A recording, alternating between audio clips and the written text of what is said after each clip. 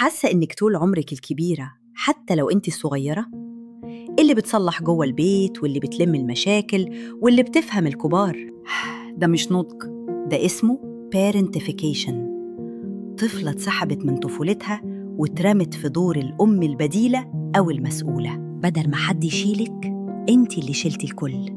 بدل ما يتقلك العبي، اتقلك استحملي. تكبري تلاقي نفسك بتختاري شغل فيه ضغط زيادة وعلاقات فيها ناس محتاجين إنقاذ، وتحسي إن وظيفتك في الحياة حل مشاكل غيرك. اسألي نفسك بصراحة، هو أنا فعلاً بحب أكون سترونج طول الوقت؟